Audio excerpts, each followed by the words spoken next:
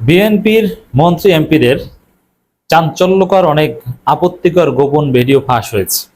কমপক্ষে ৩ জন মন্ত্রী এমপি সম্প্রতি তাদের ভিডিও ফাঁস হয়েছে এবং ভিডিও যে অরিজিনাল এটা সন্দেহাতীতভাবে প্রমাণিত হয়েছে। কিন্তু দুঃখজনক হলো সত্য, বিএনপি একজনের বিরুদ্ধেও কোনো ব্যবস্থা নেয়নি এবং ব্যবস্থা নেওয়ার কোনো আলামত নেই। এমনকি হতাশাজনক চিত্র হচ্ছে, বিএনপির উপর চাপ প্রয়োগ করার মতো কোনো গ্রাউন্ড আমরা দেখছি না, যে বিএনপি কোনো চাপই নেই। ব্যক্তি এমপি, ব্যক্তি মন্ত্রী যাদের গোপন ভিডিও ফাঁস হয়েছে তারাও মোটেও চাপে নেই। হয়তোবা তাদের স্ত্রীরা অসন্তুষ্ট, কিন্তু সামাজিকভাবে রাজনৈতিকভাবে কোনো চাপে নেই। কারণ কি? মূলধারার গণমাধ্যমগুলো কিছুই বলছে না। গণমাধ্যম থেকে তাদের আপত্তিকর ভিডিও একদম ব্ল্যাক আউট হয়ে গেছে। এই ধরনের সিলেক্টিভ আচরণ করলে জামাতের গাজী নজরুল ইসলাম থেকে শুরু করে জামাতের যারা নিরীহ তাদের বিরুদ্ধেও আপনি অন্যান্য বিষয় নিয়ে মারামারি বেজে তারপর একটা পরকীয়ার একটা তহমত দিয়ে দিলেন। এই ঘটনা ঘটেছে পটুয়াখালীতে। আবার অরিজিনালি যুব জামাত নেতা আকাম করে ধরাও হয়েছেন, মামলা শিকার হয়েছে, এটাও সত্য। আর বিএনপির অরিজিনাল ঘটনা নিয়ে কোনো মিডিয়ার কোনো রিপোর্ট নেই, প্রথম আলোতে নাই, ডেইলি স্টারে নাই, কোথাও নেই। তো এই যে মিডিয়ার যে সিলেক্টিভ আচরণ, এটা যতদিন থাকবে মানুষের ভাগ্যের পরিবর্তন হবে না। কখনো মানবাধিকার, ন্যায় বিচার, সুশাসন, ইনসাফ কায়েম হবে না। কারণ ইনসাফ হচ্ছে যেই অন্যায় করুক সে শাস্তির মুখোমুখি হবে। ইনসাফ পরিপন্থী হচ্ছে একজনে শাস্তির মুখোমুখি হয়েছে আর একজনে কিছুই হলো না। দর্শক, আপনারা তো দেখেছেন যে বিএনপির ৩ জন এমপি মন্ত্রীর আপত্তিকর ভিডিও ফাঁস হয়েছে। বিএনপির হাইকমান্ডের কাছে যে সাংবাদিকরা ধরবে, জিজ্ঞেস করবে, তাই করছে না। কিভাবে গণমাধ্যমগুলো পরাধীন করে ফেলেছে। গণমাধ্যমের স্বাধীনতা যে নাই, ফ্যাসিজমের একটা উপাদান গণমাধ্যমের স্বাধীনতা কেড়ে নেয়া। অলরেডি যে বিএনপি গণমাধ্যমের স্বাধীনতা কেড়ে নিয়েছে তার প্রমাণ তো এখানেই পেলেন, যে বিএনপির এমপি মন্ত্রীদের ভিডিও ফাঁস হয়, কোনো গণমাধ্যম এটা নিয়ে রিপোর্ট করে না এবং কোনো গণমাধ্যম বিএনপির হাইকমান্ডের কাছে প্রশ্ন করে না যে আপনি কি করবেন। আর এটা শুধু জাস্ট মিউচুয়াল সেক্সুয়াল ইন্টারকোর্স বা এরকম কিছু না, এটা ক্ষমতার অপব্যবহার করে অসহায় নারীকে ব্যবহার করার মতো জঘন্য ঘটনা, যেটা প্রমাণিত হয়েছে ফরহাদ হোসেনের ক্ষেত্রে। কিন্তু কই, এটা নিয়েও তো কেউ প্রশ্ন তোলে না। একজন নারীর চাকরি দরকার, ছোটবেলা থেকে তার দেখাশোনার দায়িত্ব নিয়েছে এমপি মন্ত্রী পরিবার, তারপরে সুযোগে তাকে খেয়ে দিয়েছে।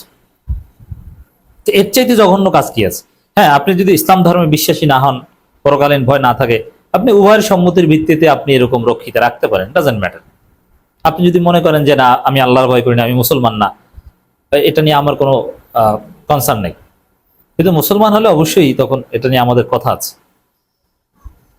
কিন্তু যখন আপনি কারো অসহায়ত্বের সুযোগ নিয়ে তাকে ব্যবহার করবেন, এটা ফৌজদারি অপরাধ, তাকে গ্রেপ্তার করার যোগ্য অপরাধ। কিন্তু ক্ষমতা আছে, মিডিয়া ম্যানেজ, এবং ওই ভুক্তভোগী নারী হয়তো ম্যানেজ, জীবনের আশঙ্কায় তিনি কিছুই বলবেন না, করছেন না। এই আমাদের সমাজের উপর এই যে আল্লাহর গজব, পাপাচার বৃদ্ধি পাচ্ছে কেন? এই কারণে যে অন্যায় চোখের সামনে আমাদের অন্যায় ঘটে, কিন্তু কেউ কিছু বলছে না, সবাই চুপ, মিডিয়া চুপ, দল চুপ, এটা কোনো ব্যাপারই না, করেছে তাতে কি হয়েছে, দেখেছেন? অথচ অন্যায়ের শাস্তি হওয়া দরকার। জামাত ইসলামী এক্ষেত্রে যে এক্সাম্পল সেট করেছে, তাদের একজন এমপিকে বিসর্জন দিয়েছে, বিএনপি বিসর্জন দেওয়া তো দূরের কথা, শোকজ নোটিশটা পর্যন্ত পাঠাতে পারলো না। একটা শোকজ করে তওবা করা, তো তাও না। বাংলাদেশি ভূমিকম্প বেড়ে গিয়েছে কি জন্য? এই জন্য অপরাধ সহনশীলতার জন্য। অপরাধ অনেকেই কম বেশি আমাদের সবার মধ্যে আছে। যারা এইসব ভিডিওর বিরুদ্ধে বড় বড় কথা বলেন, আমরা বলি, আমাদের বিরুদ্ধেও হয়তোবা আমাদের মধ্যে হয়তোবা এইসব মানবিক দুর্বলতা আছে। আল্লাহ আমাদের ক্ষমা করুক, সবাইকে হেফাজত করুক, হেদায়ত করুক, উসিকুমানাফসি। কিন্তু তারপর প্রকাশ্যে পাপাচার, এই ধরনের পাপাচার মিডিয়ায় ছড়িয়ে পড়বে এবং কোনো শাস্তি ব্যবস্থা হবে না, এটা আল্লাহর গজবের কারণ। এতে আল্লাহ বেশি অসন্তুষ্ট হন। এই জন্যই হয়তো প্রাকৃতিক দুর্যোগগুলো বেড়ে গেছে। বিএনপি ক্ষমতা আসার পর অতিবৃষ্টি, এত বৃষ্টি নিকট অতীতে বাংলাদেশে হয়নি।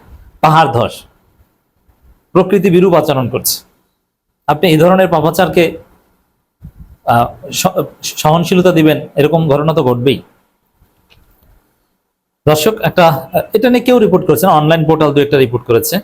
একটা রিপোর্ট, বিএনপির 3 এমপি মন্ত্রী আপত্তিকর ভিডিও ফাঁস, এখন পর্যন্ত ব্যবস্থা নেওয়া হয়নি একজনের বিরুদ্ধে, নোট অফ এক্সক্লামেশন। আমি রিপোর্টে একটু শোনাই, তাহলে বুঝবেন যে বাংলাদেশের মিডিয়া কত খারাপ এবং কতটা সিলেক্টিভ আচরণ এবং কতটা ডিসক্রিমিনেশন চলছে, বৈষম্য চলছে, এবং ক্ষমতাসীনদের পুরো মিডিয়া কিভাবে চাটে। সামাজিক যোগাযোগ মাধ্যমে বিএনপির কয়েকজন সংসদ সদস্য, মন্ত্রিসভার সদস্যদের কথিত আপত্তিকর, কথিত না, এটা একদম ফ্যাক্ট চেকিং এর মাধ্যমে প্রমাণিত, এগুলো সব সত্য, আপত্তিকর ভিডিও ছড়িয়ে পড়ার পর বিষয়টি নিয়ে রাজনৈতিক অঙ্গনে ব্যাপক আলোচনা সমালোচনা চলছে। বিভিন্ন অনলাইন প্ল্যাটফর্মে এসব ভিডিও নিয়ে নানান ধরনের মন্তব্য ও প্রতিক্রিয়া দেখা গেলেও সংশ্লিষ্ট অভিযোগের বিষয় এখন পর্যন্ত সরকার বা বিএনপির পক্ষ থেকে আনুষ্ঠানিক কোনো বক্তব্য বা সাংগঠনিক ব্যবস্থা প্রকাশ্যে জানানো হয়নি। এর মানে এটা কোনো ব্যাপারই না, ক্ষমা চাওয়া, দেখতেছি, তদন্ত করছি, এরকম কিছু না, কিছুই না, সবাই চুপ। তো এখানে জামাতের জন্য একটা শিক্ষা আছে। জামাত 12 ফেব্রুয়ারি নির্বাচনের আগে যথেষ্ট সোশ্যাল মিডিয়া নির্ভর ছিল, মূলধারার গণমাধ্যম তৈরিতে তারা ওইভাবে ইনভেস্ট করেনি। সোশ্যাল মিডিয়ায় তারা আগানো ছিল বলে ওটার উপরে নির্ভর করছিল। এখন নির্বাচনের পর স্বাভাবিকভাবে সাবেক শিবির যারা নিজেরটা খেয়ে নিজেরটা পরে জামাতের উপকার করতে এসেছিল, অনেকেই এখন নিজ নিজ কর্মস্থলে ফিরে গেছে, আগের মতো জামাতকে সার্ভিস দেয় না, বরং অনেকে নির্বাচনে জামাতের পক্ষে ছিলেন, এখন জামাতের তীব্র সমালোচনা করেন। যেমন মোহাম্মদ ইশরাক, তিনি দাঁড়িপাল্লার পক্ষে ক্যাম্পেইন করেছেন, কিন্তু এখন জামাতের প্রচন্ড একজন সমালোচক। ইশরাক প্রভাবশালী অ্যাক্টিভিস্ট, এরকম আরো অনেকে আছেন যারা দাঁড়িপাল্লার পক্ষে কাজ করে নির্বাচনের পর জামাতের বিরুদ্ধে সমালোচনা করে, যার ফলে জামাতের সোশ্যাল মিডিয়ার শক্তিও প্রচন্ড রকমের কমে গিয়েছে। হেভিওয়েট লোকজন অনেকেই জামাতের উপর থেকে তাদের আস্থা সরিয়ে নিয়েছে।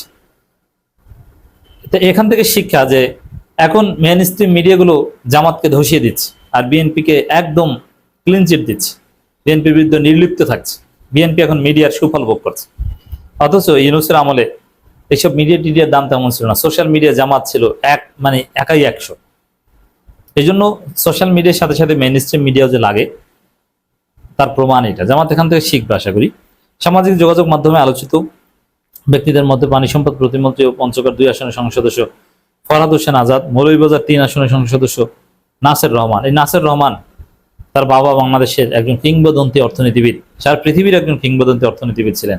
বাংলাদেশের একমাত্র সফল অর্থমন্ত্রী যাকে বলা হয় সাইফুর রহমান, সাইফুর রহমান, তার ছেলে নাসের রহমান এখন ল্যাংটা হয়ে ভিডিও বানান।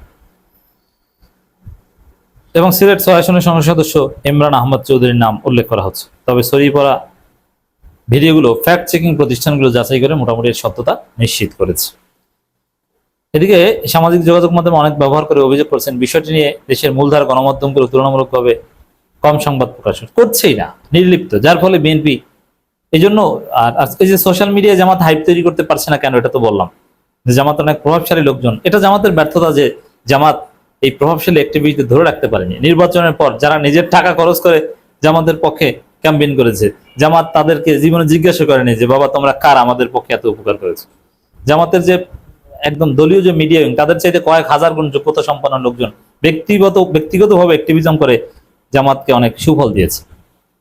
তো দর্শক, বাংলাদেশ যে জুলুমতন্ত্র চলছে, অন্যায় সহনশীলতা চলছে, তার প্রমাণ এটা যে ভিডিও ফাঁস হয়, কেউ কিছু বলে না, সবাই চুপ, কোনো বিচার নেই।